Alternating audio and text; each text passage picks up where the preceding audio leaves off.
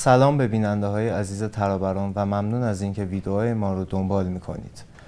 بعد از آبان 98 و 3 برابر شدن قیمت بنزین، این قیمت به یک مقوله سیاسی تبدیل شد و جایگاه ویژه‌ای در انتخابات ریاست جمهوری باز کرد، به صورتی که هر دو نامزد طرف مقابل رو متهم به این میکردند که در صورت پیروزی قیمت بنزین رو افزایش میدن و انقدر این موضوع مهم بود که هر دو طرف این اتهامات رو تکذیب میکردند. اما ناترازی عرضه و تقاضای بنزین آنقدر شدیده که قابل کتمان نیست. از همین روی ترابران گفتگویی با دو کارشناس ارشد این حوزه، جناب آقای محمود جامساز، اقتصاددان و تحلیلگر ارشد مسائل اقتصادی، سلام جناب دکتر، ممنون از اینکه تشریف آوردید، و جناب آقای دکتر هاشم اورایی، رئیس اتحادیه انجمن‌های علمی انرژی و استاد دانشگاه شریف هستیم. خواهش می‌کنم. آقای دکتر اورایی، ناترازی امروز بنزین چقدر مربوط به قیمتش میشه؟ من مجددا سلام عرض میکنم خدمت جناب عالی، جناب جامساز و بینندگان عزیز این برنامه. عرض کنم که قطعاً قیمت بنزین بخشی از ماجراست و قطعاً نمیشه گفت که تنها پارامتری است که در این ماجرا تأثیر داره، لذا بخشی از مسئله قیمته. این رو هم اضافه کنم که مسئله بنزین یک قصه پرقصه است امروز و واقعا باید بهش پرداخته بشه. ضمن اینکه جناب عالی فرمودید که نامزدهای انتخابات ریاست جمهوری اخیر همدیگر رو متهم به این میکردن که قیمت بنزین رو میخوان افزایش بدن. من میخوام این رو 180 درجه بچرخونم. من میخوام بگم اگر اتهامی هست، چون اتهام اون بچه منفی داره دیگه، باید این میبوده که نمیخوان قیمت بنزین رو افزایش بدن. چون من معتقدم هر گونه سیاستی که بدون بحث نگیم افزایش، برداشتن این قیمت دستوری و واقعی و حرکت به سوی قیمت بازار، اگر این توش نباشه به عنوان بخشی از اون نسخه قطعاً با موفقیت مواجه نخواهد بود. جناب دکتر، نظر شما چیه؟ این ناترازی چقدر مربوط به قیمت امروز سوخت میشه؟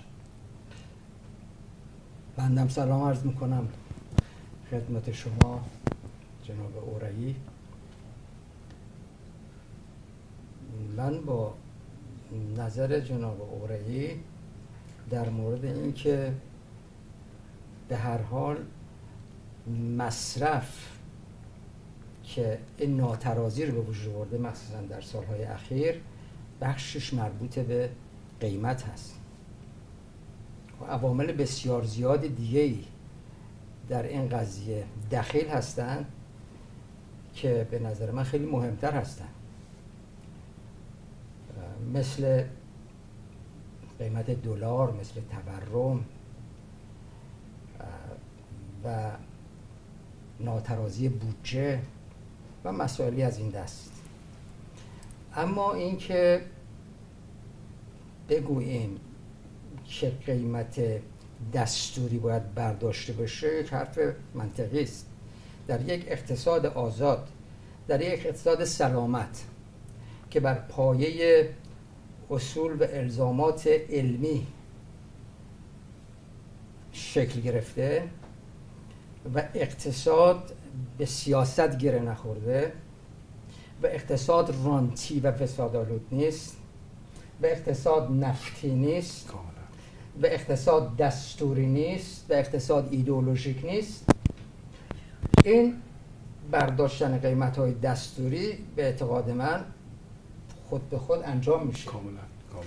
اما ما در شرایطی هستیم که اقتصاد ما هم به سیاست گره خورده، هم نفتیه، هم دستوریه و هم رانتیه و هم ایدئولوژیکه. بنابراین در این اقتصاد اگر شما بخواید یک متغیر رو از دستور خارج بکنید اصلا عملی نیست، به هیچ وجه عملی نیست، چون زمینه‌هاش براش فراهم نیست. بایستی که ساختار اقتصاد مورد یک تغییر و تحول بنیادین قرار بگیره، باید یک تغییرات پارادایمی در اندیشه سیاستگزاران ایجاد بشه و الا مسئله قیمت بنزین یک معضل مثل سایر معضلات، سایر متغیرها معضله، تنها بنزین نیست. تورم معضل، بیکاری معضل، عرض شود به حضورتون که مسکن معضل، فقر معضل، فلاکت معضل. اینا همه شاخصهای آزادسازی اقتصادی، خصوصی سازی، اینها همه معضلات اقتصاد ماست. اصلا بحرانه. شاید مسئولین به دیده بحران نگاه نکنن، شاید اهمیت بحران رو درک نکنن، ولی مدیریت ما مدیریت دچار بحران شده و این مدیریت باید تجدید نظر بشه. برای تجدید نظر در مدیریت باید ساختار تغییر و تحول پیدا کنه. شما مگه میتونید در یک جاده که سنگ و لاخ هست با ماشین رویز رویز حرکت کنید؟ اول باید اون ساختار، اون جاده درست شه، زیر ساخت درست شه. بحث مهم اینه. حالا در مورد اینکه اصولاً به خاطر افزایش مصرف باید قیمت رو افزایش بدیم که مصرف کاهش پیدا کنه، من حالا بعداً صحبت میکنم، چون دلایلی دارم که من مخالف این وضعیت در شرایط موجود هستم. خب تا اینجا تقریبا ما هم نظر هستیم با هم، اما دو نکته رو من عرض بکنم. اول این که من کاملا با جناب جامساز موافقم که اصلا نمیتونه غیر از این باشه که روش مدیریتی کشور منجر به این بحرانی شده که ما در بخش انرژی شده. و ضمناً اینجا عرض بکنم این بحرانی نیست که ما بگیم سال دیگه بهتر میشه، سال بعدش بهتر میشه. این بحران قطعاً یعنی اگه ما یک چیز رو بتونیم با قاطعیت بگیم اینی که هر روز داره بدتر میشه. یعنی ما لازم نیست بگیم هر سال بگیم دریغ از پارسال، هر روز باید بگیم دریغ از دیروز. این یک آمار داره اینو نشون میده. نکته دوم اینه که ما دائم داریم میگیم بنزین سیاسی شده. اصلا بنزین رو چه به سیاست؟ ما روش مدیریت ما در این کشور بنزین رو سیاسی کردیم. چرا؟ چون بنزین رو مثل خیلی کالاهای دیگه، مثل برق و غیره، گاز و اینها، ما اومدیم اینا رو از یک کالای تجاری تبدیل کردیم به یک ابزار سیاسی. خب ما که تو انتخابات اخیر دیدیم وقتی که اون نامزد محترم میاد میگه که برای که مردم رو راضی کنه، خوشحال کنه، در صورتی اون رضایت و خوشحالی غلط از نظر من، اون آخر عاقبت نداره.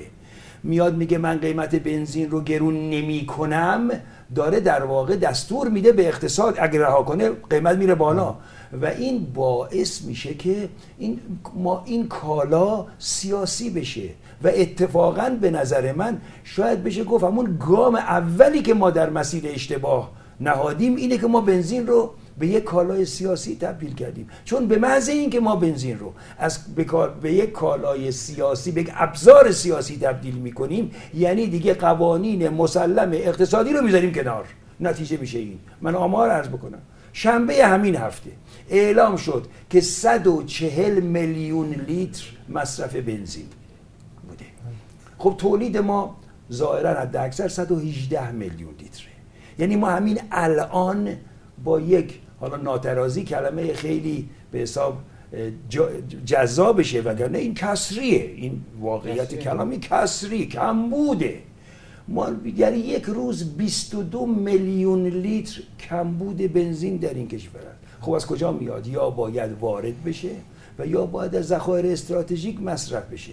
برای وارد کردن خب ما واقعاً چی جواب این نسل و نسل‌های بعد رو بدیم که مملکتی که 9% ذخایر نفت جهان رو داره و 17% ذخایر گاز جهان رو داره و 1% جمعیت جهانه، ما باید بریم نمیدونم ارزی که با این مشکلات در این شرایط به دست میاریم، یعنی نمیدونم نفتمون رو با 1000 مکافات میفروشیم، با 1001 مکافات پولش رو باید بگیریم، تخفیف بدیم، انواع و اقسام مشکلات باید بریم بدیم تو این مملکت بنزین رو وارد کنیم. مستحضر هستید که حدود قیمت تمام شده بنزین وارداتی ما لیتری 40,000 تومنه و حتی هزینه تمام شده بنزین تولید داخل ما هم لیتری حدود 15 تا 20 هزار تومنه. خب اگر ما متوسط قیمت فروش رو بین 1500 و 3000 تومن، متوسط میشه 2100 تومن ظاهرا. خب ما اگر بریم 40000 تومن 20000 تومن اینا رو وارد کنیم، اصلا دلارش هم داشتیم فرض کنیم، یا تولید کنیم و به قیمت 2100 تومن بدیم، این که خیلی بدیهیه که این روش آخر عاقبت نخواهد داشت. لذا آنچه مسلمه، حالا در ادامه بحث ما باید ببینیم چه کار باید کرد. تنها چیزی که میشه با اطمینان گفت اینه که به این روش فعلی نمیشود و نباید ادامه داد. البته اینم عرض بکنم این روش فعلی فعلا فقط تیتروار میگم، باید بهش بیشتر بپردازیم. این روش فعلی به ضرر و زیان اکثریت جامعه و به نفع اقلیت خیلی کمی از جامعه خواهد بود که اسمش قاچاقه که بعداً بیشتر در موردش صحبت میکنیم. با توجه به این اوضاع الان دولت باید دست به اقدام قیمتی بزنه یا نه؟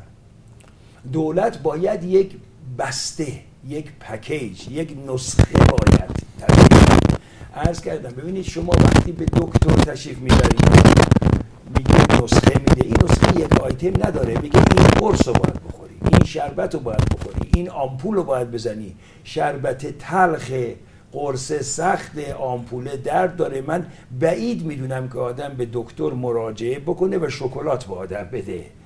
پس هم موارد متعدد داره که ببینی که یکی یکی نیست، این یک پکیجه، یک برنامه باید باشه و قطعاً از نظر من قیمت یکی از اوناست. ببینید حداقل کاری که دولت میتونه بکنه و باید بکنه اینه که اصرارش رو از دلالی بنزین برداره. دولت الان داره دلالی بنزین میکنه، اینقدر دلال بدیه که تو این دلالی ضررم میکنه. مشکل اینه که ضررش رو مردم پرداخت میکنن. در نتیجه گام اول در اون بخش قیمتی، فقط قیمت نیست، گام اول اینه که بذاره حداقل، من نمیگم بره کامل کنار، صد مثل کالاهای معمولی دیگه نمیدونم بده دست مردم، نه، ولی حداقل اجازه فعالیت به بخش خصوصی در کنار بخش دولتی بده. آخه این چه سیستمیه؟ این ببینید شما، من همیشه مثال هندونه رو میزنم و خیلی وقتا هم دوستان منو دعوا میکنن که حالا چرا هندونه. من منظورم مسخره کردن نیست، ولی واقعا هندونه تا اونجایی که من میدونم دولت غیر از اون نقش حاکمیتی و نظارتیش در هندونه هیچ کاری نداره و نتیجه هم اینه که در طول سال حتی در زمستان شما تشریف میبرید توی میوه فروشی ها تا صبح هندونه چیدن. خب ما نمیگیم حالا بنزین رو بکنه هندونه رها کنه، ولی حداقل بگاه هر کس مثل من میخواد بنزین بره وارد کنه بیاره، حتی به قیمت بالاتر بفروشه. یک نکته رو توجه بفرمایید، اینقدر قیمت بنزین در این کشور کمه، من میخوام بگم نزدیک به صفر، یعنی ناچیزه. عدد الان خدمتتون میدم در مقایسه با همه دنیا اینقدر کمه که اصلا دیگه قیمت مهم نیست. میبینید که الان این مثلا وانت ها، کامیون هایی هستن که در کنار خیابان میان، شما دیگه نمیخواد بری تو صف. من استفاده نکردم ولی دیدم ملت با ماشیناشون وامیستن. من شنیدم که پول بنزینی که پول قیمت واقعی، قیمت دولتی بنزینی که میدن کمتر از پول اضافی که میدن به اون طرف که تو صف وان هستن. خب این یعنی چی؟ یعنی مردمانی هستند که اگر شرایط تا حدودی رقابتی بشه حاضرن لیتری 5000 تومان بدن و من مطمئنم هستن ها، چون ممکنه که مطمئنم، چون خود من ممکنه که از اونا باشم، حاضرم برم در یک پمپ بنزین عین همه جای دیگه، پمپ بنزین دولتی آزاد. حالا پمپ بنزین دولتی میری صفه، اون بابا نمیدونم بد اخلاقه، باید پیاده شی، دستت کثیف میشه، 1000 تا دعوا میفته، آقا برو بیا، همه اینا. یه پمپ بنزین هم کنار اون باشه شیک. وقتی میری اونجا یک آدمی بیاد بگه شما پیاده نشین، چند لیتر میخواین، تحویل بگیره، رفتار خوبی داشته باشه، قهوه باید بگه تا شما تشریف بیارین پایین برین تا قهوه میل کنید، ماشینتون رو من بنزین زدم، حتی شیشه ماشین منم تمیز کنه. خب چه بسا من آمادگی داشته باشم لیتری 5000 تومان بدم، لیتری 10000 تومان بدم، چون دارم در مقابلش سرویس میگیرم. عرض بنده اینه که دولت نه تنها این کالا رو به صورت رقابت رو کاملا از این بحث خارج کرده، بلکه اجازه نمیده کسی بیاد باهاش رقابت کنه. خب شما در یک سیستم مونوپولیستیک، یک سیستمی که به حساب رقابتی درش اصلا وجود نداره، مگر میتونین جناب جامساز انتظار بازدهی بالا و بهینه‌سازی داشته باشید؟ میشه همینی که داریم میبینیم. به نظر شما جامساز چی؟ آیا دولت باید دست به راهکار قیمتی بزنه یا نه؟ ببینید این روزها زیاد میشنوید که بنزین ارزانه، گاز ارزانه، بلیت نمیدونم اتوبوس ارزانه، یا برق ارزانه، تلفن ارزانه. ولی واقعیت قضیه این هست که پول ما ارزانه. اینقدر پول ما ارزانه که مردم، اکثریت مردم که الان میگن 60% زیر خط فقر هستن، حتی توانایی پرداخت اینها رو هم ندارن. بنابراین ما بایستی که شرایط رو در نظر بگیریم. این که اگر مثلا فرض بفرمایید یک قیمت دولتی داشته باشید، مثلا همین 1500 تومان، یک قیمت 10,000 تومانی داشته باشیم، یک جایگاه بسیار نو و تمیز که قهوه‌ام سرو بکنه، بعد یک جایگاه شلوغ که 1 کیلومتر صف باشه، این تفرقه افکنی بین مردم ایجاد میشه. یعنی نگاه مردم به همدیگه خیلی بدتر از این که هست میشه. یعنی یک طبقه آلیگارشی به وجود میاد که یک درصد بسیار ناچیزی هستند و یک اکثریت مطالبه‌گر ناراضی و اکثریتی که دخل و خرجشون تراز نیست، نمیتونن زندگی بکنن. با این حقوقی که دریافت میکنن، با این اجاره‌ای که پرداخت میکنن و هزینه‌های زندگی، هزینه‌های معیشت، قادر نیستن حتی تا آخر ماه بتوانن این ناترازی رو جبران بکنن. مجبور هستن کارهای دیگه بپردازن، به راننده اسنپ بشه، راننده نمیدونم شخصی بشه، کارهای دیگه بکنه. بنابراین وقتی که شما صحبت از افزایش بنزین میکنید و میگید مثلا در کشورهای همسایه بنزین چند برابر قیمت ماست، وقتی قدر مطلق ها رو مقایسه میکنید، بله قیمت ما ارزونه، اما وقتی که شما مقایسه میکنید دریافتی اونها رو و این رو به دلار تبدیل میکنید و دریافتی ما رو هم به دلار تبدیل میکنید، میبینید نه، اونها خیلی خوب قادر هستن که اون رو پرداخت بکنن، ولی ما قادر نیستیم. قاطبه مردم، اکثریت مردم قادر نیستن این رو پرداخت بکنن. بنابراین راه حل به اعتقاد من برای کاهش مصرف بنزین، که خب بله ما الان کسری مصرف داریم، بعد از خارج وارد کنیم، پولم نداریم، تحریم هم هستیم، FATF هم عضو نیستیم، CFT هم عضو نیستیم، پالرمو هم عضو نیستیم، جزء مسائل پولشویی هم دنیا به ما با نگاه تردید نگاه میکنه. درست از راه قانونی هم نمیتونیم وارد بکنیم، از 3-4 مرحله دلالی باید عبور بکنیم که قیمت بنزین هم با قیمت بالاتر وارد بکنیم. اما اگه بخوایم صادر بکنیم با قیمت پایینتر صادر میکنیم. خیلی جالبه. الان در حالی که ما مجبور هستیم بنزین وارد بکنیم، بایستی که اندیشه کنیم که چگونه مصرف رو بهینه کنیم. بهینه سازی مصرف بهتر از این هست که ما از خارج وارد بکنیم. این هم یک زمانی میخواد، یک اندیشه خردورزانه باید پشت این قضیه باشه. ببینید در زمانی که آقای احمدی نژاد در سال 86 بنزین سهمیه کرد 100 تومن، بنزین غیر سهمیه آزادی کرد 400 تومن، همون زمان هم تورم بالا رفت. یعنی تورم نزدیک 11 و مثلا خورده درصد رفت به 18.4% رسید. سال 88 هم به 25.4% رسید. 86 87 88 یک تاریخش میشه 12% و 11.9%، 18 و تقریبا 4% به 25. همینطور سیر سعودی داشت. خب بخشش به خاطر افزایش قیمت بنزین بود. چرا؟ برای اینکه همه مردم مصرف کنندن، همه کالاها نیاز به جابجایی دارن، چه کالاهای وارداتی چه کالاهای تولید داخل. صنایع هم نیاز به نهادهای تولید دارن، نهادهای تولید هم مشمول افزایش قیمت میشه. بنابراین هزینه‌های عمومی صنایع هم بالا میره. هزینه‌های عمومی صنایع که بالا میره یعنی بیشتر از اون افزایش قیمت بنزین بالا میره، یعنی درجه ضریب افزایشش بیشتره.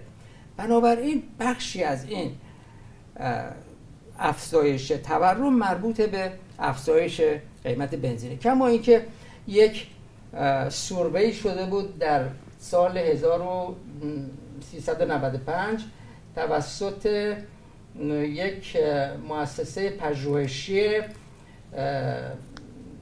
برنامه‌ریزی و سیاستگذاری، اینها طی این پژوهش به این نتیجه رسیده بودند که هر 1% افزایش بنزین 1.112% به تورم اضافه میکنه. مجلس شورای اسلامی، مرکز پژوهش‌های مجلس، قبل از اینکه در سال 98 قیمت‌ها یک دفعه 2 برابر بشه و 3 برابر بشه در مورد اون آزاد، هشدار داده بود که تورم تا حدود 7% افزایش پیدا میکنه. اول گفته 5% گفته بودیم ممکنه گسترش پیدا کنه تا 7% بره. و چیز مهمتر که گفته بود که این ممکنه که 1-2% از رشد اقتصادی کم بکنه. این خیلی مهمه. بنابراین مسئله مدیریت مصرف بسیار مهمه که در زمان آقای احمدی نژاد در دور دومی که افزایش قیمت شد، یعنی در سال 89 که اون 400 تومن شد 100 تومن شد 400 تومن، اون 400 تومن شد 700 تومن، یعنی 400 تومن سهمیه شد 700 تومن آزاد شد. قرار شد مابعد تفاوتش چه بشه؟ به صنعت داده بشه، به تولید داده بشه، 30% به تولید داده بشه، بخشش یارانه مابعد تفاوتی از این مابعد تفاوت مردم داده بشه و بخشش هم صرف یه اموری بشه که ذکر کردن، مثلا بهبود حمل و نقل، بهبود سامانه‌های سوخت، خیلی مهمه بهبود سامانه‌های سوخت، بهبود وضعیت ترافیک. مثلا در مورد ترافیک ببینید چقدر ما بنزین تلف میکنیم. برای اینکه ما حتی پارکینگ هم نداریم، کم داریم پارکینگ، کمبود داریم، برای اینکه بخوایم دنبال پارکینگ بگردیم انقدر دور میکنیم که بنزین ما تلف میشه. در خود ترافیک چقدر ما بنزین تلف میکنیم. فشار میارن به پالایشگاه ها، ما 10 تا پالایشگاه داریم، فشار میارن که بنزین تولید کنه که این کمبود رو جبران بکنیم. اونها دیگه فکر این نیستن که چه بنزینی تولید کنن. ما فقط 1/5 تولیدمون یورو 4 و یورو 5، بقیهش آشغاله. اولین کاری که میکنه به همون سامانه‌های بی‌کیفیت اتومبیل‌های تولید داخل آسیب میزنه. این آسیب زدن باعث میشه هوا رو آلوده بکنه، سم ایجاد بکنه. ما حدود 16 میلیون موتورسیکلت داریم که 4 میلیونش اصلاً فوق‌العاده قدیمی هستن، یعنی واقعا سم تولید میکنن. ما سالی 20,000 نفر از آلودگی هوا مرگ و میر داریم، یعنی مثل یه جنگ واقعا. و این مسئله خب یکی از مهمترین موضوعات مشکلاتی که وجود داره در مورد مصرف بایستی که دقیقاً ببینیم که ما چگونه میتونیم مدیریت شهری رو بر اساس نیازهای حمل و نقلمون تطبیق بدیم، یعنی مدیریت بکنیم.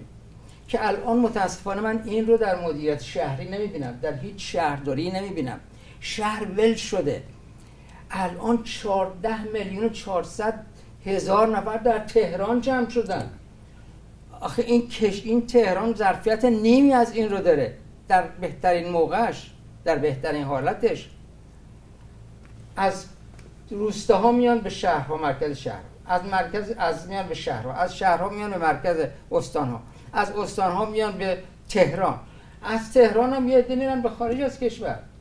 اصلا این سیل مهاجرت اصلا عجیب و غریبه، یک معضل بزرگ شده. ما الان معضل مهاجران همسایگان رو داریم. این یک بحرانه. همین تعدادی که گفته میشه، ببینید آمارها واقعا آمارهای صحیح نیست. یعنی اینقدر دستکاری و عددسازی میشه در این آمارها، نمیشه آدم اطمینان حاصل بکنه. حالا من برمیگردم به این قضیه، ولی یه موردی اشاره کردید، گفتید قیمت تمام شده بنزین 20,000 تومان حدوداً. هیچ کسی به اعتقاد من صاحب نظرتر از آقای زنگنه که 4 دوره یعنی 12 سال وزیر نفت بوده در این مورد نیست. در زمانی که وزیر دولت 12 بود گفت هزینه تمام شده نفت 2,000 تومانه. اینو آقای زنگنه گفت. همون موقعی بود که بنزین سهمیه‌ای بود 1500 تومان، بنزین آزاد بود 3000 تومان، سوپر بود 3500 تومان. سوپر و آزاد 40%، سهمیه 60%. یعنی در حقیقت همدیگه رو میپوشوند. چیزی بود که به هر حال قیمت تمام شده بود که ایشون به عنوان وزیر نفت داد. گرچه ایشون در بعضی از مواقع گفته حتی من به عنوان وزیر نفت نمیدونم چقدر درآمد نفت داریم، نمیدونم بخشش کجا میره. واقعیتیه. میدونه. برای تاریخخانه اقتصاد حتی وزیر ارشد نفت نمیدونه که وضعیت نفت به چه صورته، چقدر ما دریافت میکنیم، چقدر هزینه میکنیم، چقدر میره تو بودجه، چقدر میره تو صندوق توسعه ملی. هیچ کس نمیدونه. بله پیش بینی میکنن در صندوق توسعه ملی چقدر باید ریخته بشه و درآمد نفت هم چقدر باید باشه، ولی به هیچ وجه عملی نمیشه. برای اینکه بخش بزرگی اصلا از این منابع در جاهای خرج میره که از حساب و کتاب نمیدونم بازرسی کل کشور و دیوان عمومی محاسبات خارجه. ما نمیدونیم چقدره. این تاریخخانه اقتصاده. من اسمشو گذاشتم اقتصاد تاریخخانه‌ای.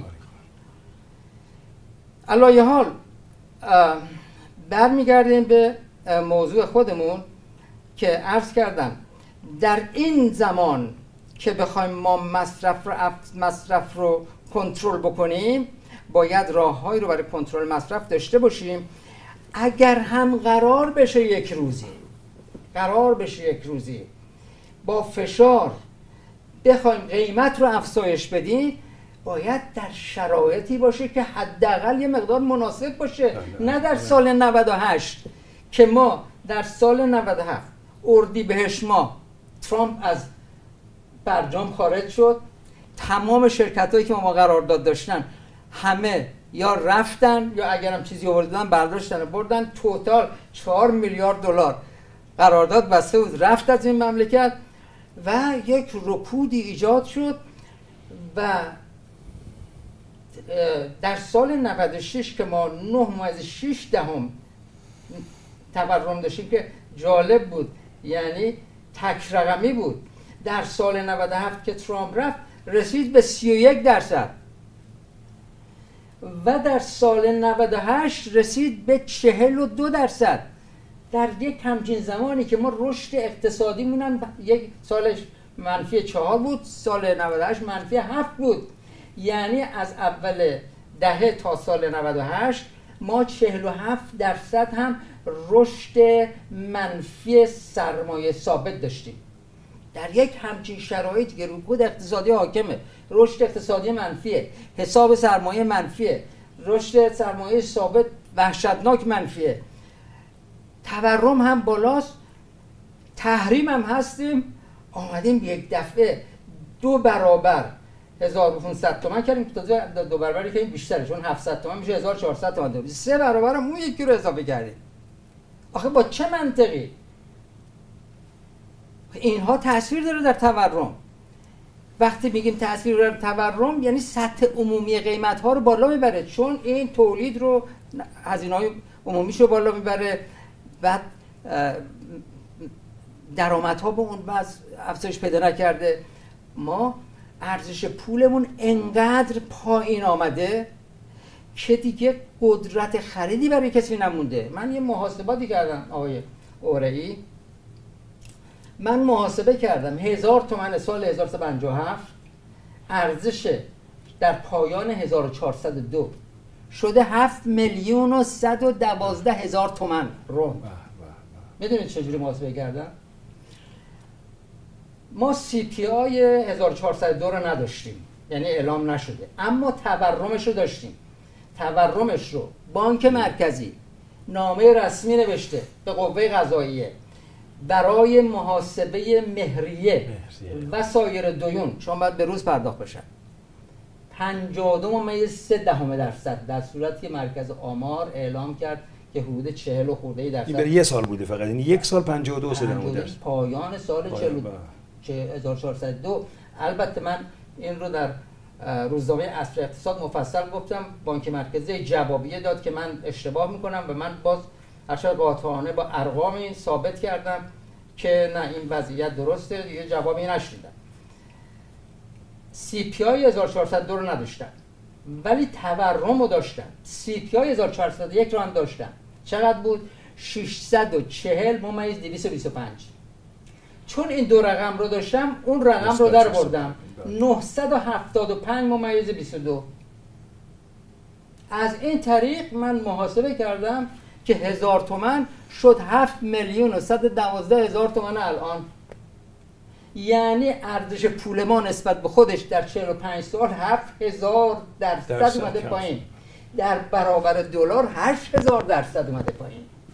ما یک همچین وضعیتی رو داریم. حالا توی همچین وضعیتی ما چی رو میخوایم بالا ببریم؟ مگه ما حقوق به دلار میگیریم؟ مگه ما حقوق به عرض شود که پلات خلیج فارس میگیریم؟ یک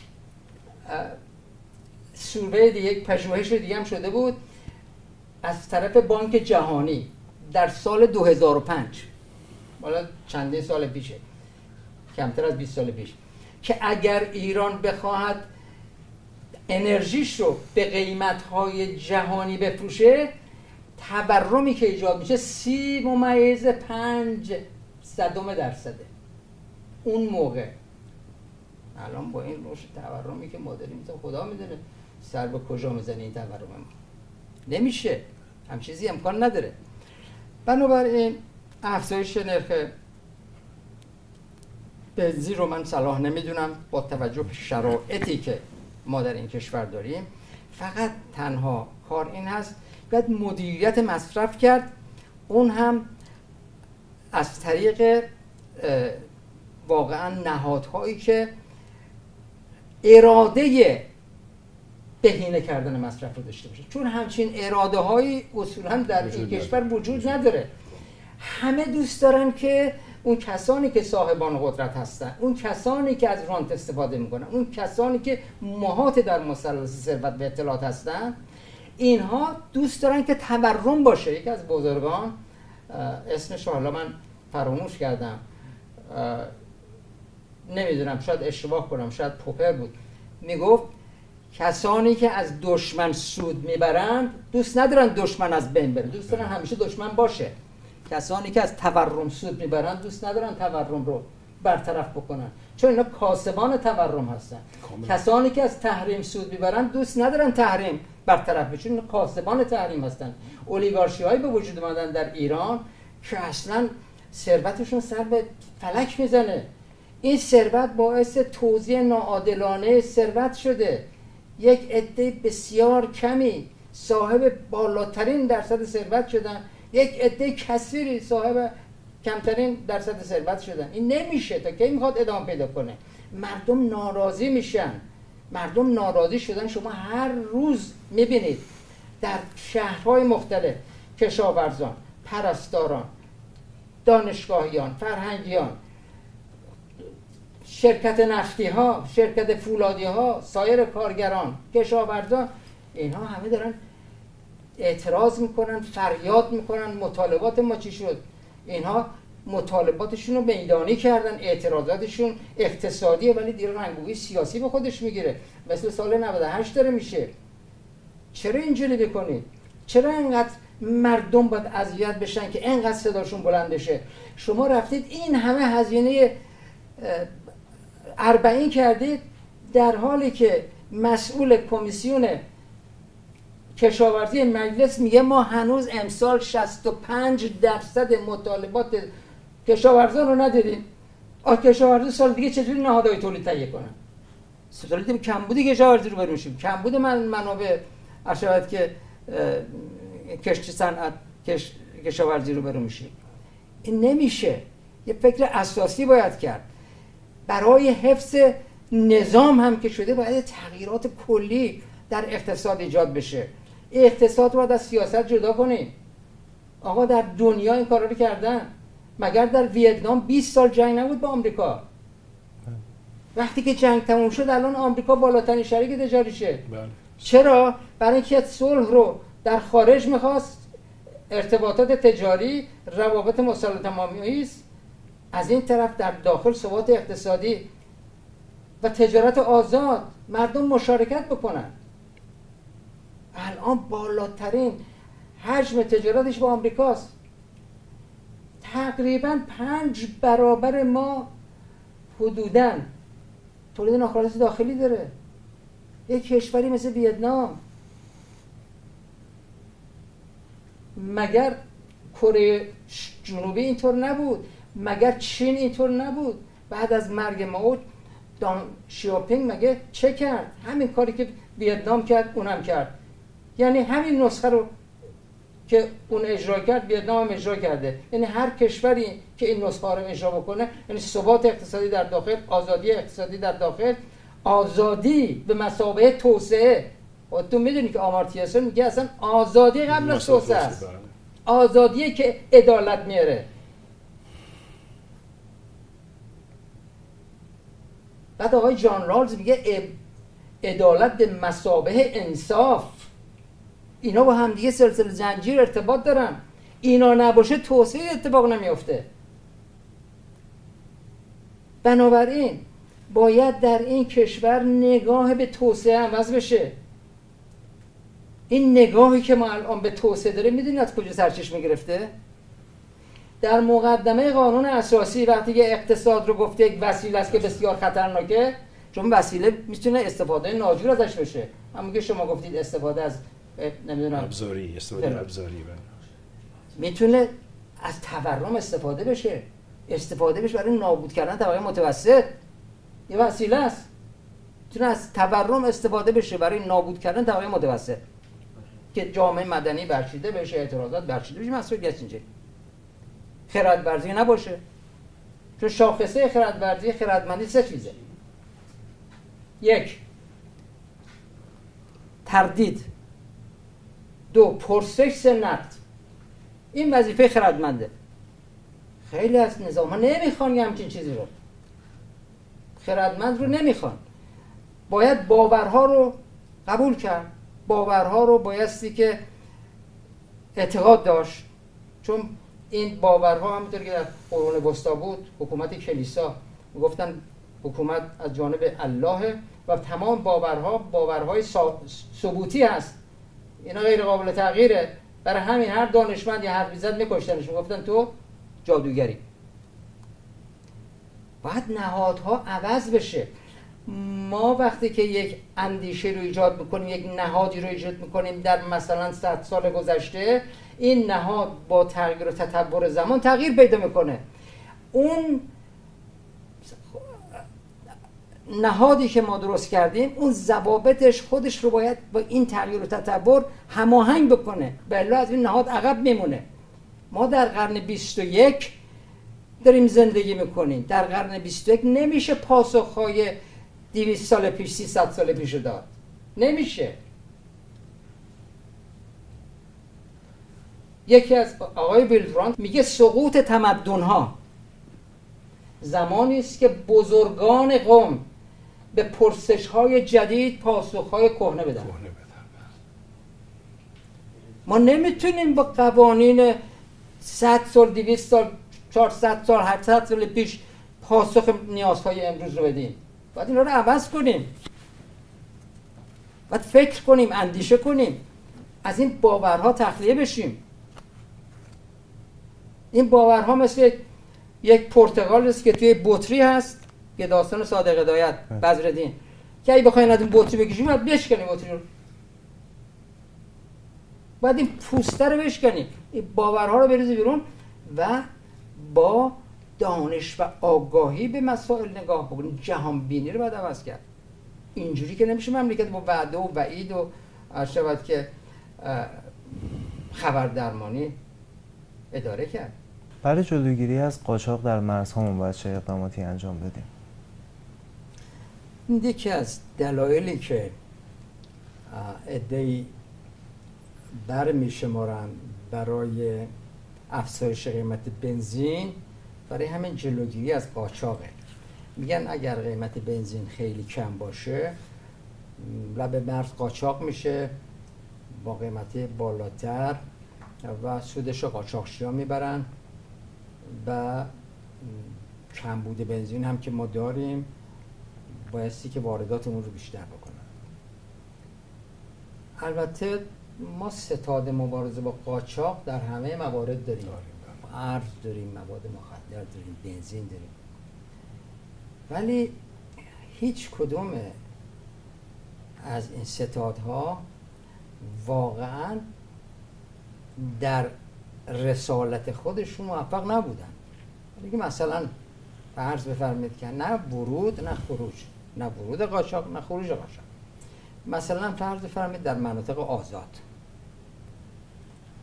که قرار بوده که پایگاه صادرات باشه اما الان شده پایگاه واردات و قرار بوده اگر هم از مناطق آزاد به سرزمین اصلی کالایی وارد بشه مشمول حقوق گمرکی و سود بازرگانی بشه. ولی میبینیم که کامیون کانتینر از کیش و نمیدونم قشم و اینها کالا میاد 1200 کیلومتر از جلوی تمام ایستگاه بازرسی به سلامت میگذره میاد در انبارها، بعد کالاها میره در ویترین مغازه‌ها جا خوش کنه. این چه جور جلوگیری از ورود قاچاق به کشوره؟ در زمینه خروج قاچاق هم همینطوره. اگر قرار بشه که ستاد مبارزه با قاچاق بنزین وظیفه‌اش رو خوب انجام نده، چرا تاوانش رو شما بدین؟ اونها باید بدونن چه بکنن. اونها درست انجام وظیفه بکنن هیچ چیز قاچاق نمیشه. متاسفانه فساد در کشور ما اگر اتفاق میفته یک طرفش عوامل نفوذی هست که در داخل بوروکراسی هست. اگر نباشه امکان نداره اون فساد انجام بشه. اگر از کیش کامیون تریلی میاد جلو در پاسگاه‌های بازرسی جلوش گرفته نمیشه، این قطعاً بدون دیگه هماهنگی شده. ولی چرا نباید گرفته بشه؟ بنابراین به اعتقاد من اصلاً مسئله کاهش قیمت بنزین یا کم بودن قیمت بنزین ربطی به قاچاق نداره. اداره قاچاق، ستاد مبارزه با قاچاق باید وظیفه خودش خوب انجام بده. اگر وظیفه خودش خوب انجام بده قیمت قاچاق نمیشه. به نظر شما چه راهکاری برای جلوگیری از قاچاق مد نظر دارید؟ خب من با اجازه جناب جامساز میخوام 100% مخالفت کنم با این نظر جناب عالی. ببینید اینی که ما بگیم شرایطی رو در اقتصاد فراهم کردیم که زمینه قاچاق راحت شده و از نظر اقتصادی مغروم به صرفه است و بعد بگیم ستاد مبارزه با قاچاق باید نقشش رو درست ایفا بکنه، این مسیر درستی نیست. ما باید بریم به ریشه بپردازیم. چرا قاچاق سوخت انجام میشه؟ دلیلش اینه که ما در مثلا افغانستان بنزین لیتری 50,000 تومنه، اینجا لیتری 1500 یا 3000 تومن. بدتر از اون گازوئیل 50,000 تومن با 300 تومن.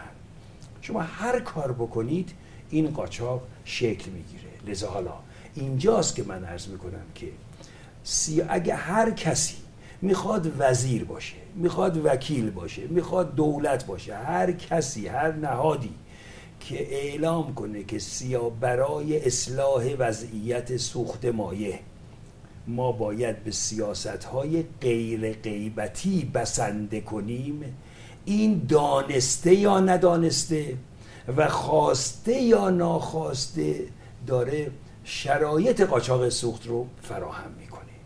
اجازه بدید چند تا عدد رقم بگم، اینا واقعیاته. در مورد میزان قاچاق روزانه بنزین عدد رقم‌های مختلفی است، حداقلش بین 10 تا 12 میلیون لیتره. از مسیرهای دیگه‌ای میشه برآوردهای گاز، چون قطعی نمیشه گفت، چون اگر بیشد اندازه بگیری سر مرز که دیگه اسمش قاچاق نمیشد، چون بالاخره برآورد همه. کمترین میزان قاچاقی که برآورد میشه 10 تا 12 میلیون لیتر در روزه. این عددش میشه حدوداً سالی 5 میلیارد دلار ارزشش، یعنی سود این قاچاق.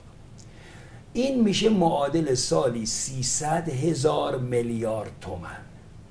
اگه با 300 روز مفید بگیریم، فرض کنیم قاچاقچی‌ها هم تعطیل میکنن برای اربعین و غیره، برای پیاده روی اربعین، یعنی روزی 1000 میلیارد تومان هر روز سود این قاچاقه. ما که میدونی، حالا میخوایم ما با این مبارزه کنیم. شما چجوری میتونی در یک کاری هر چی میخواد باشه تو این مملکت که روزی 1000 میلیارد تومان درآمد داره باهاش مقابله کنی؟ شما با درآمد یه روزش میتونی از پایین تا بالای کل مملکت رو بخری. لذا این میشه اسمش مافیا، این میشه قاچاق سازمانی یافته، این دیگه اتفاق نیست. و لذا و ما نمیتونیم بگیم آقای ستاد مبارزه با مواد مخدر تو بیا جلوی روزی 10-12 میلیون لیتر قاچاق رو بگیر. نه میتونه نه میکنه آقای جامساز. و حالا چرا نمیکنه؟ چون احتمالاً از اون 1000 تا بخشش رو میتونه به اون خودشو بدی بهش. عرض کردم دیگه. ببینید من هر طور که نگاه، حالا تازه داریم وارد اون قسمت شیرین بحث میشیم، من هر طوری که به این ماجرای سوخت مایع نگاه میکنم، بنزین و گازوئیل منظورمه، میبینم این چیزی نیست جز پیوند نامیمون فساد و خیانت. فساد و خیانت. اجازه بدید من اینا رو جدا کنم، جدا جدا بگم. فساد برای این که عرض کردم این عدد رقم‌ها دو تا هم دادن، دو تا مافیا دست به دست هم دادن و این فساد رو کردن غیر قابل مقابله. یکی مافیای سوخت، عرض کردم اون عدد رقم رو من نمیبینم کسی بخواد و بتونه باش مقابله کنه. مافیای قاچاق به علاوه مافیای خودرو، شما ببینید در همه دنیا خودرو ارزونه، سوخت گرونه. تو مملکت ما برعکسه، درست برعکسه. چرا؟ چون دو تا مسیر بسیار پردرآمد، یکی قاچاق، دومی صنعت خودرو. مگر ما میتونیم انتظار داشته باشیم این صنعت خودرو رو به این شکل اداره کنیم، یعنی اداره نکنیم، در واقع دور مملکت دیوار بکشیم، هر کار دلش میخواد بکنه، زور هیچکی بهش نرسه، رقابت رو باز دوباره از بین ببریم، مردم بیان صف بکشن، ظرف یک روز نمیدونم انقدر 1000 میلیارد تومان پول بریزن، ندونن چی میگیرن، کی میگیرن، چند میگیرن. اینا دولت این شرایط رو به وجود آورده. این شرایط برای بازار خودرو کشور از آسمان به سر ما نیفتاده. این حاصل سیاست‌های دولت در بخش خودروست. این دوتا مافیا دست به دست هم دادند و کار رو به جای رسوندن در بخش فسادش که اصلا کسی رو یارای مقابله باش نیست مگر اینکه واقعا یک عزم جدی باشه. پس مادامی که ما قیمت رو اینجوری نگه داریم نمیتونیم جلوی فساد رو بگیریم. اتفاقا من میخوام بگم اون رابطه علت معلولی برعکسه. ما قیمت رو اینجوری نگه میداریم که بتونیم به قاچاقمون به اون درآمدمون رو حفظ کنیم. اجازه بدید یک مثال بزنم. این فضاسازی هایی که بر علیه سیاست های قیمتی میشه برای اینه که نفس بده به اون درآمدهای فراوان قاچاق. مثالی بزنم، اینی که دارم میگم کاملا در جریانم من. ببینید یک زمانی به درستی مطرح شد جناب جامساز که ما برای اینکه جلوی قاچاق رو بگیریم بیایم تحویل سوخت رو هم گازوئیل هم بنزین بر مبنای پیمایش بدیم. قیمتش هم همین بمونه، بر مبنای پیمایش، مخصوصا گازوئیل. دو تا تعریف شد، دو تا برنامه، سیپاد و سپهتن. من چون عضو هیئت مدیره یک مرکز تحقیقاتی هستم، یکی از دو شرکتی، نهادی، مرکزی تحقیقاتی که مجوز گرفت این دو تا دستگاه رو، اینا دستگاهاییه که روی کامیون و اتوبوس و در محله بعد خودرو نصب میشه که میگه در سطح کشور مانیتور میشه، میگه آقا شما 100 کیلومتر رفتی آقای کامیون، اینقدر گازوئیل بهت میدیم به همون قیمت ارزون. خب میگه خیلی کار خوبیه، همه چیز رفت جلو. همین مرکزی که من عرض میکنم 38,000 از این واحدها، از این دستگاه ها نصب کرده روی کامیون ها و مجوز داشته که مثلا سالی 50,000 نصب کنه. رفته سرمایه گذاری کرده، تحقیق و توسعه اول، بعد امکان تولید، سرمایه در گردش راه انداخته، مجوز گرفته. از حدود 7-8 ماه پیش به انواع مختلف جلوی کارشو گرفتن و اون دومی هم جلوی کارشو گرفتن. به عبارت دیگه میگن نه، شما دستگاهی تولید نکنید، نصب نکنید که بتونیم میزان تحویل سوخت رو بر مبنای پیمایش بدیم. این یعنی چی؟ این یعنی که میخوایم به این شرایط فسادآلود ادامه بدیم. عرض کردم عدد رقم ها هم اینقدر بالاست که من نمیدونم عضو معمولی جامعه نمیتونم باش مقابله کنم. من رو کنار، منو له میکنند. این از منظر فسادش. اما خیانت، چرا من میگم؟ من واقعا این کلمه رو با آسونی استفاده نمی کنم چون خیلی اتهام سنگینیه دیگه. خب من میگم امروز آمریکایی‌ها و غرب، به قول اونایی که میگن نشستن که نمیدونم ایران رو چجوری از بین ببرن، که من اعتقادی به اونم ندارم اما کار نداریم به اون، نگاه کنه ببین امروز که دیگه قرار نیست در این دور زمونه با توپ و تانک یک مملکت رو بگیرن. اونا اگر یک جو عقل داشته باشن که حتما دارن، میگن ما بیا آدمامون رو میفرستیم اونجا، همین کارهایی که الان داریم میکنیم، بنزین و گازوئیل رو نذاریم قیمتش بره بالا، بگیم مردم فقیرن، سرصدا بکنیم فلان، جلوشو بگیریم. خب این که خودش داره به ناکجا آباد میره. این در صحنه سوخت ما انرژی به طور کلی، گازش هم همینه، برقش هم همینه، ولی کلا حالا بحث انرژی از جمله بنزین و گازوئیل، ما خودمون داریم به دست خودمون به قهقرا میبریم مملکت رو. منظورم از فساد اینه، یعنی عوامل نفوذی به دست خائنین به این کشور، خائنین در لباس خدمت عرض میکنم، دارن سیاست‌هایی رو پیاده میکنن، از جمله تأکید بر سیاست‌های غیر قیمتی، فقط غیر قیمتی، که ما از بتونی این دوتا دست به دست هم داده و ما رو به این چنین به کوچه بنبست رسونده. دوباره تأکید کنم این شرایط بنزین و گازوئیل حتما رو به وخامته. ببینید این یک مریضی رو به موته. مریضی که مثلا سرما خورده فلان، دکتر میگه آقا 2 تا قرص مسکن بخور 2 روزم بخواب خوب میشی، ولی این مریض با مسکن خوب نمیشه، این مریض با جراحی بشه، تازه اگر رو به موته نمیشه اینجا. یک نکته دیگه بگم از نظر اهمیت اینی که سیاست‌های قیمتی یا غیر دستوری بگم، باید بخشی از این نسخه باشه. ببینید آقای جامساز به درستی اشاره فرمودن بهینه‌سازی. من اصلا معتقدم ما اگه پولم داشتیم، اگه تکنولوژی هم داشتیم، نباید بریم پالایشگاه بزنیم. یعنی برای مصرف داخل منظورمه. اصلا ما تمام تمرکزمون روی بخش تولید بوده و هیچ وقت تولید دیگه نمیرسه به مصرف. یعنی میزان مصرف ما همیشه نرخ رشدش بیشتر از میزان تولید ماست. من میبینم الان رشد مصرف ما سالی بین 10 تا 15% در بنزین. خب ما که قطعا نمیتونیم 10-15% تولیدمون رو در سال افزایش بدیم. اصلا همین اگه بتونیم نگهداری ما کردیم، سرمایه گذاری نکردیم.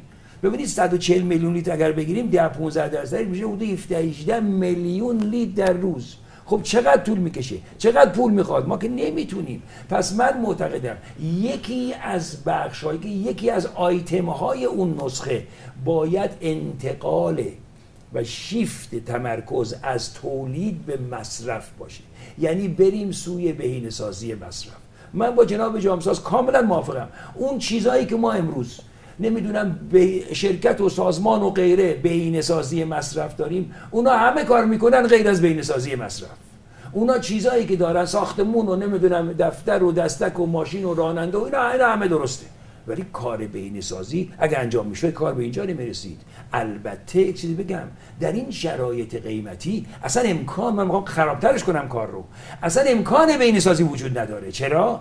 چون شما چیزی رو از نظر فرهنگی، شما چیزی رو بهینه‌سازی میکنی که ارزش داشته باشه برات. ببین اگه امروز من یک نمیدونم 100 تومانی بیفته یک جایی بره زیر میز، ممکنه من به خودم زحمت ندم برم برش دارم، ولی اگر 10,000 تومانی بیفته میرم اگه شده میز رو جابجا میکنم برش میدارم. خب ما قیمت انرژی رو از جمله بنزین رو به جایی رسوندیم که شده یک کالای بی ارزش.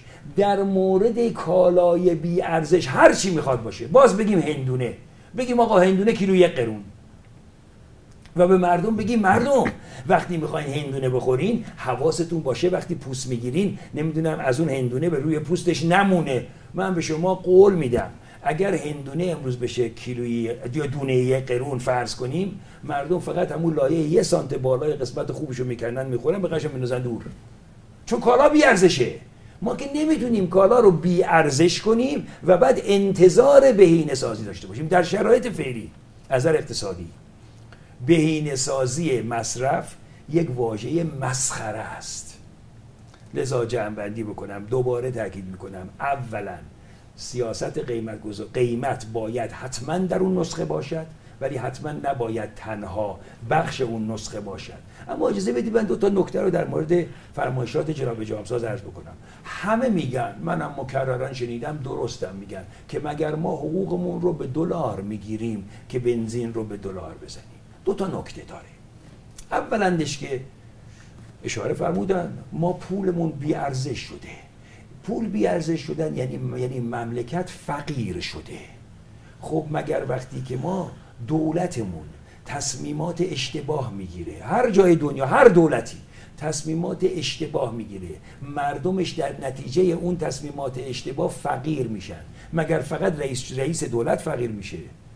مردم فقیر میشن. یعنی همه ما فقیر شدیم. این یک واقعیت، عدد و رقم ها که بدیهی تر از اونه که من بخوام در موردش توضیح بدم. ما فقیر شدیم، این بحثی درش نیست و باید قبول کنیم که فقیر شدیم. این یکی. دوم، با همون نرخ ریال خودمون و دلار، بنده میرم دیروز بنده رفتم باک ماشینم رو کامل پر کردم، 90,000 تومان پول دادم. به محض اینکه بنزین زدم، چون من حساسم به ماجرای بنزین، 60 لیتر بنزین زدم 90,000 تومان. تا هنوز از پمپ بنزین بیرون نیامده بودم با خودم گفتم کارواش که نه، کارواش که تو تهران حداقل فکر کنم 500,000 تومان میگیره که ماشین رو بشورن. من گفتم اگه من به یک آدم بیکار بگم 2 تا سطل آب رو شیشه ماشین من بریز بشور، اگه بهش 90,000 تومان بدم یک چیزی هم به من میگه، دریوری هم به من میگه. یعنی ارزش اون 90,000 تومان اینقدر. من بلافاصله حساب کردم اگر من همین باک رو در انگلستان پر میکردم باید 90 پوند میدادم. 90 پوند میشه 7 میلیون تومان. البته اینجا میگیم خب همون فرمایش شما، مگه ما پولمون رو به درآمدمون به دلاره که به ریال که اینجوری حساب بکنیم؟ من میگم اجازه بدید همون 90 پوندم اونجا حساب بکنم. من حساب کتاباشو کردم، میبینم قیمت 90,000 تومان در ایران پولی نیست برای ایرانیا، ولی 90 پوند برای انگلیسی‌ها بیشتر از 90,000 تومان برای ایرانیاست. من با توجه به حداقل حقوق که یک بار حساب کردم دیدم ارزش بنزین در همون انگلستان بین 2 تا 3 برابر ارزش ریالی بنزین در ایرانه. به عبارت دیگه ما اینقدر بنزین رو ارزونش کردیم که حتی با مقایسه درآمد نمیدونم اروپا و کشورهای همسایه هم بنزین در کشور ما ارزونه و در این شرایط پس بهینه سازی هم قطعا پا نمیگیره. و بالاخره یک نکته دیگه ما مکررا میشنویم که اگر ما بخواهیم بنزین رو قیمتش رو به سمت آزادسازی ببریم و گرون بکنیم، این به دور از عدالت اجتماعیه. من معتقدم درست برعکسه. کاری که ما الان داریم میکنیم بی‌عدالتی اجتماعیه. عرض میکنم چرا. من با دادن یارانه به بنزین مخالف نیستم، ولی با دادن یارانه کیلویی، من این روش یارانه دادن رو بهش میگم یارانه کیلویی. کوچکترین و ذره ای از هوشمندی در این سیستم یارانه دادن وجود نداره. اتفاقا من معتقدم هنر یارانه دادن به هوشمندیشه. چرا من عرض میکنم که این یارانه کیلوییه و من معتقدم که این عین بی‌عدالتی اجتماعیه؟ بنده خانواده، بنده نوعی در تهران نشستیم، در شمال تهران، 4 خانواده 4 نفری، 4 تا هم خودرو داریم، میریم نمیدونم بنزین میزنیم یارانه. خب این قیمتش 20,000 تومانه، من میدم 1,500 تومان. بقیه اینو کی میده؟ اون بابایی میده که در دهات سیستان و بلوچستان سوار الاغ میشه، یعنی او اصلا از بنزین استفاده نمیکنه. در مورد بنزین در کل انرژی یک محاسباتی انجام شده، میزان استفاده از یارانه انرژی در دهک دهم حدود 30 برابر دهک اوله. این میدونین یعنی چی؟ یعنی فقرا دارن اغنیا رو یارانه میدن بهشون. بنده ارزمینه یارانه هوشمند یعنی این. بنده اگر دهک دهمم، دولت به من بگه من تو چی کاری که من بهت بنزین ارزون بدم؟ تو نه تنها باید بنزین رو یکی دیگه رفته آورده وارد کرده، تو هم به تو هم میفروشه به عرضه و تقاضا قیمت هر چی میخوای بخر، تازه میگه که به مالیات منم باید بگیره، مالیات هم میگیرم، درآمد از من کسب کنه. خب کما که میکنن. ولی وقتی میره به دهک اول به اون فقیره بهش یارانه بده، نه یارانه انرژی، بهش یارانه مستقیم بده، بذاره هر کاری که دلش میخواد بکنه باهاش. این سیستمی که چون میزان استفاده از یارانه در دهک‌های بالا به مراتب بیشتر از دهک‌های پایینه، وقتی که ما اینطوری یارانه پاشی میکنیم و به صورت کیلویی به بنزین، نمیگه کی بزنه، هر کی بنزین بزنه به حساب یارانه بهش میدیم، هر کس بیشتر مصرف کنه بیشتر از یارانه استفاده میکنه. این با فلسفه یارانه جور در نمیاد، این با بهینه سازی جور در نمیاد. یارانه باید اونقدر هوشمند باشه که اگه ما میخوایم بهینه سازی کنیم، اونی که کمتر مصرف میکنه منفعت اقتصادی ببره، نه اونی که بیشتر مصرف میکنه، نه اونی که بیشتر پنجشنبه جمعه شمال. الان اینه دیگه، اونی که تو خونهش میشینه احساس میکنه که عقب افتاده. چرا؟ چون بنزین مفت استفاده نکرده. خب این که قطعا غلطه. اینا عراضی بنده است جام. شما ارشد حضورتون که یه مثال هندوانه رو زدن. حیفه، مثال خوبی آقای دکتر. که دولت درش دخالت نداره. من میخوام خدمتتون عرض کنم که دخالت دولت اینقدر گسترده است در همه امور اقتصادی دخالت داره. اگر اون کشاورزی که هندوانه رو میکاره و میخواد عرضه بکنه، اون که مستقیم به بازار عرضه نمیکنه. یک شبکه عظیم دلالی وجود داره که این شبکه عظیم دلالی همون شبکه‌ایه که متصل به رانته. بله. اون شبکه‌ایه که هندوانه کیلویی مثلا 15 تومن رو، ببخشید کیلویی مثلا 3 تومن رو میاره در بازار میفروشه کیلویی 10,000 تومن. خب بنابراین این که ما فکر کنیم که هندوانه آقا بالا سر نداره، نه، هندوانه هم آقا بالا سر داره. ما همه چیزمون بسته به سیاست‌های دولت. حالا شما میگید مافیای بنزین، مافیای نمیدونم دلار، من هر شاید از آلکاپون‌های بورسی نام میبرم، آلکاپون‌های دیگه در تمام موارد که هر کدوم الان از واردات ما بخشش به یه آلکاپون بزرگ اتصال داره و کشور رو دارن اینها واقعا میچاپن. یعنی غارت و چپاول، غارت و چپاول، و میخوان از مردم، چون این غارت و چپاول ثروت رو به صورت ناعادلانه توزیع میکنه و دولت هم حتی کم میاره، برای که دولت علاوه بر این که باید هزینه‌های جاری خودش رو در بودجه تامین بکنه، یک ردیف‌هایی رو در بودجه بهش تحمیل میکنه که اصلا دولتی نیست، مربوط به دولت نیست، تبلیغاتی هست، مذهبی هست، صدا و سیما هست، بسیاری از نهادها. دولت پول کم میاره، فقط به خاطر این نیست که چون یارانه بنزین میده دولت کسری بودجه میاره، نه، مسائل بسیار زیادی هست که اصلا دولت درش نمیتونه اعمال نظر بکنه، نمیتونه بگه نه من به تو مثلا ستاد فرمان اجرایی امام این دفعه به تو اگرم مثلا فرد ردیف اختصاص میدم دیگه انقدر درصد اضافه نمی کنم. ما میبینیم مثلا در وزارتخونه بعضیات 20% اضافه شده در سال 1403، در اونجا تو 500% هم دیدیم. بنابراین دولت سیاست‌هاش در جهتی هست که شرایط رو آماده کرده برای مسائل قاچاق و غیر ذالک. وقتی که من میگم ستاد مبارزه با قاچاق باید اعمال نظر بکنه، ستاد مبارزه با قاچاق بایستی که در یک شرایطی باشه که این قدرت و این اقتدار رو داشته باشه. آیا این قدرت اقتدار رو داره؟ خب نداره که این وضعیت به وجود اومده. اصلا کسی نیست بر اون ستاد نظارت بکنه، بر اون ستاد هم باید نظارت باشه، اصلا وجود نداره همچین نظارتی. در مورد خودرو میفرمید مافیای خودرو برای 120,000 تا خودرو 2 میلیون ثبت نام کردن. خب بیخود نیستین از واردات جلوگیری میکنن.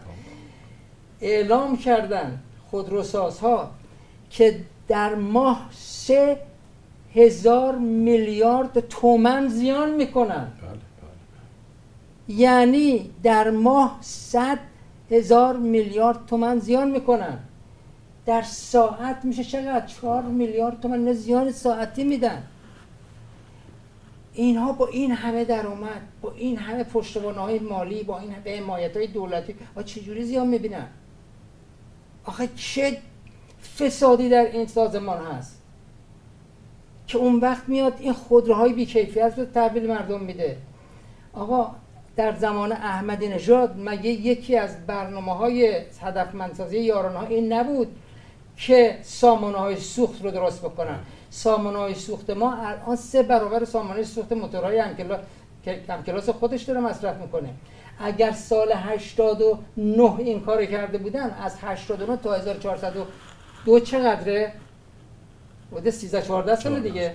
13-14 سال ما به طور متوسط چقدر اتومبیل تولید میکنیم؟ الان که 1 میلیون، حالا فرض کنید 1 میلیون میشه 13 میلیون اتومبیل. 13 میلیون اتومبیل الان مصرفشون 1/3 بود. نصف خودروهای موجود. این میگن مدیریت بهینه. وقتی من صحبت از مدیریت مصرف میکنم، بهینه مثلا این منظور من. حالا در مورد مسائل دیگه هم همینطور.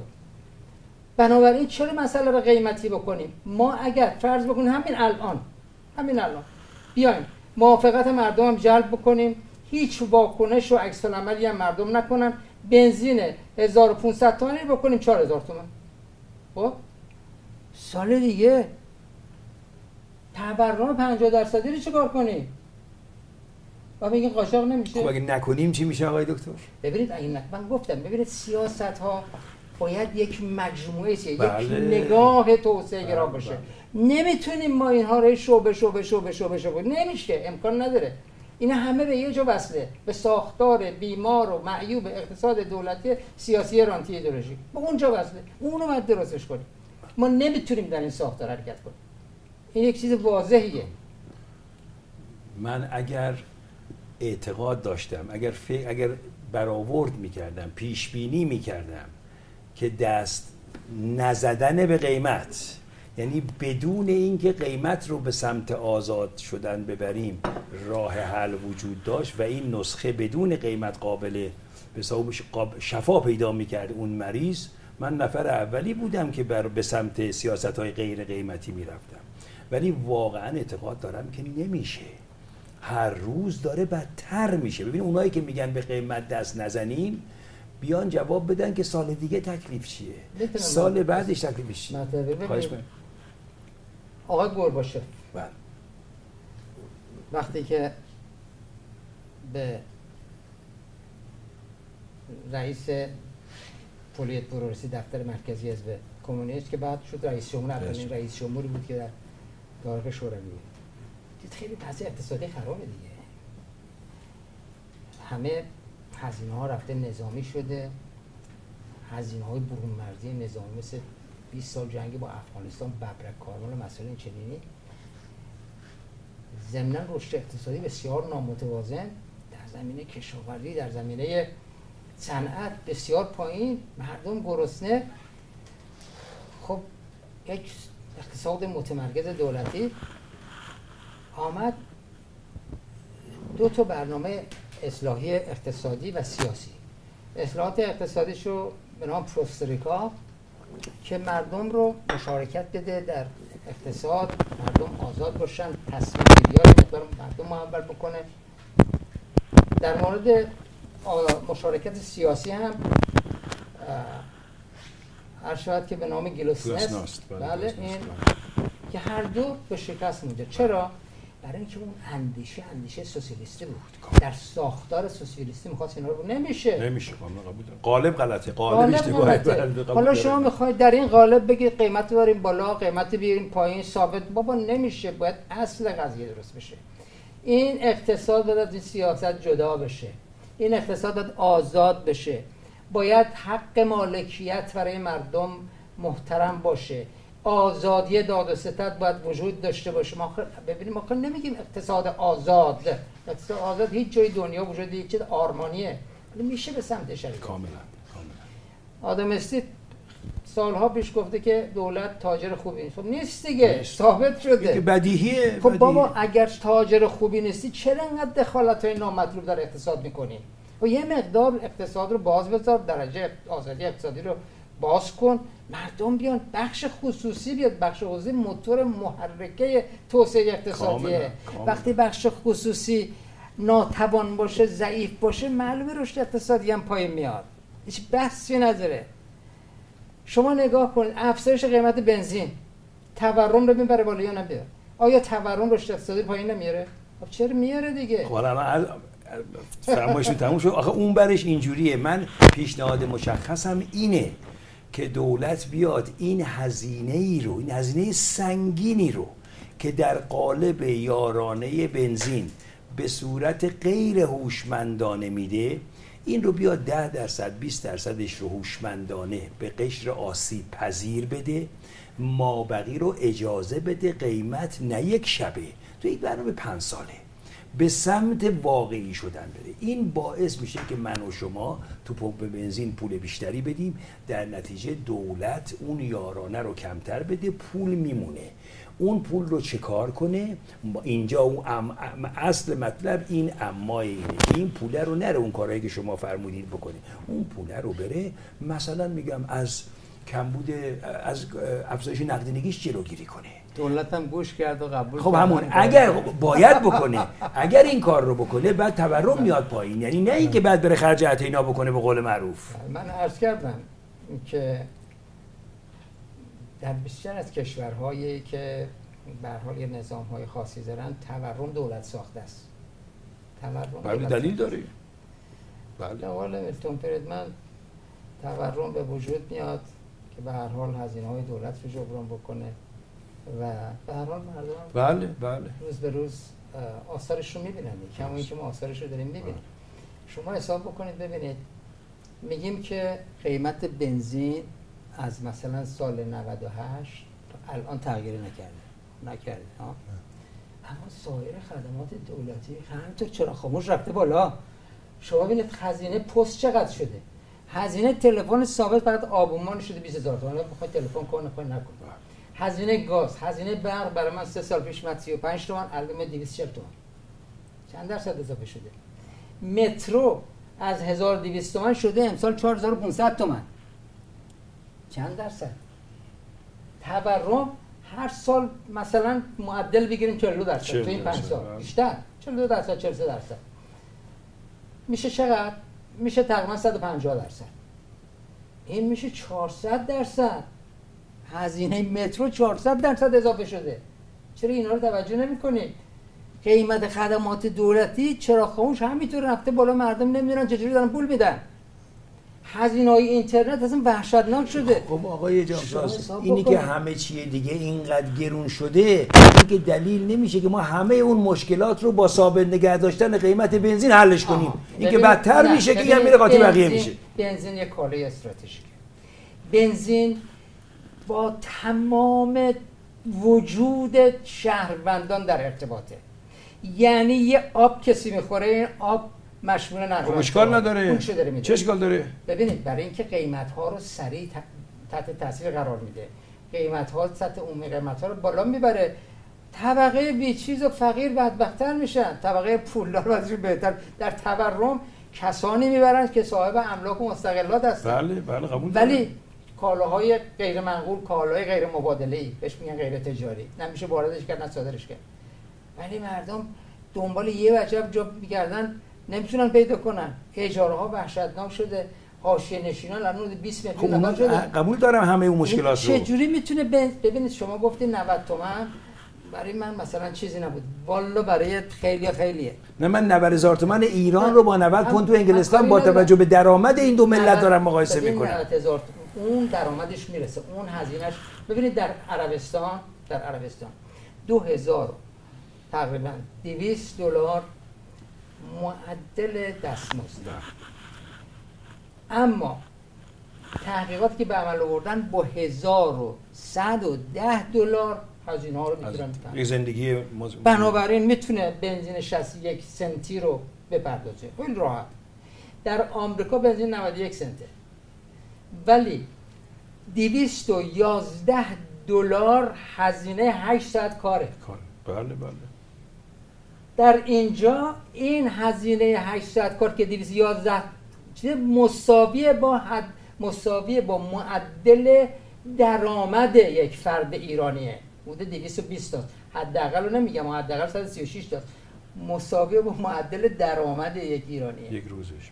خب اون میتونه بنزین 91 سنت راحت بپردازه، ولی ما نمیتونیم. اون کارگره نمیتونه 90 تومن پول بنزین بده. اون کسی که الان داره مسافر کشی میکنه مگه چقدر میتونه از سهمیه 60 تومن استفاده کنه، از سهمیه 1500 تومان استفاده کنه؟ تو 3 روزه تمومش میکنه. واسه کردم هوشمندانه یارانه داده بشه، نه به من.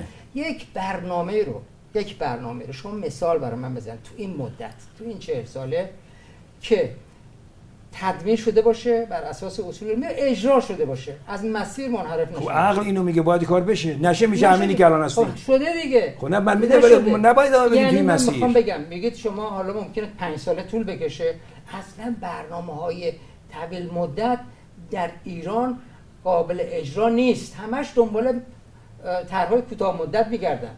کدومی که از این برنامه‌های توسعه اقتصادی به ثمر رسید؟ هیچ کدوم. فقط برنامه ششم میگن 30%ش اجرا شد، بقیه‌اش 20%. حالا برنامه هفتم سند چشم‌انداز که 6 ماه دیگه تموم میشه، به کجا رسیدیم؟ حالا میگن بر اساس سند چشم‌انداز می‌خوایم عملیات کنیم، بر اساس برنامه هفتم می‌خوایم. برنامه هفتم خیلی از موادش هنوز تدوین نشده.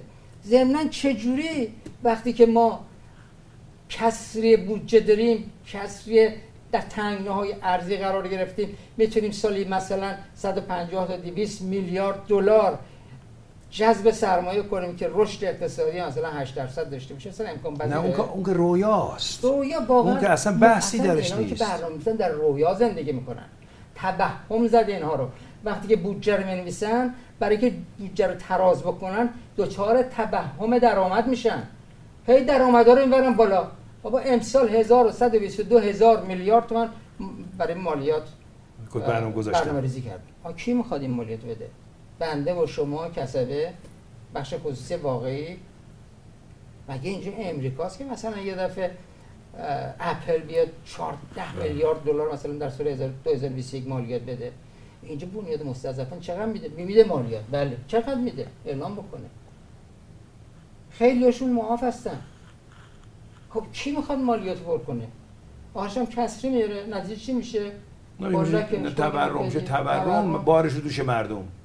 بحثی نیست. افزایش پای پولی، همینو میگم، ضریب نقدینگی، بله. حجم پول و تورم. نتیجه چی میشه؟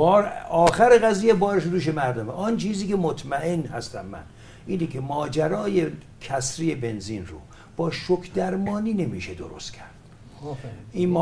ببینید ما حتما باید قبول کنیم که حل معضل بنزین نه راهکار کوتاه مدت داره نه راهکار بدون درد.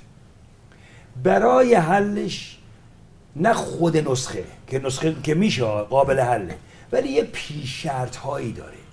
پیش شرط هاش صداقت، صراحت و شجاعت در مسئولینه.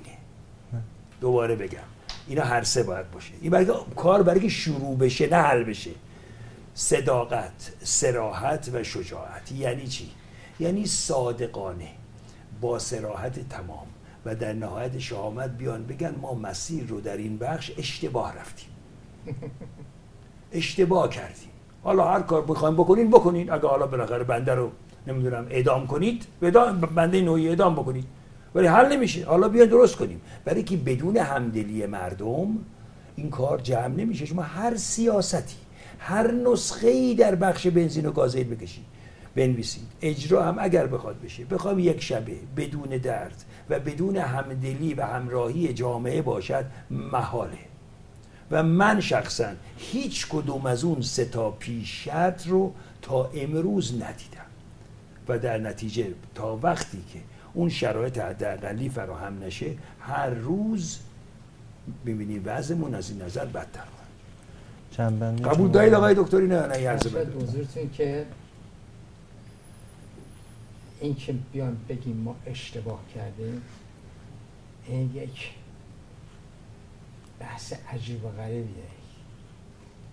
ببینید یک نفر که میره در بورس سرمایه گذاری میکنه، نصف سرمایه‌شو که میندازه، بهش میگن آقا دیگه بسه، من نصف سرمایه هم رفته، باید بایستم درش بیارم.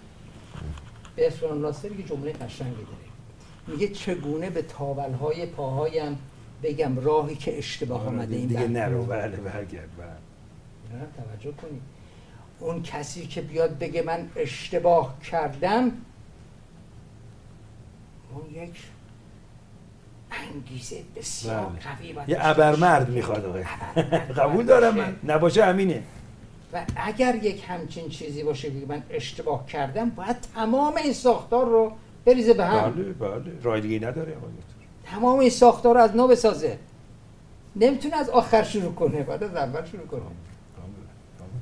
نکته دیگه جناب شما با ما متشکرم. ممنون از شما که تشریف آوردین و ممنون از بینندگانی که دوباره همراه ما بودن.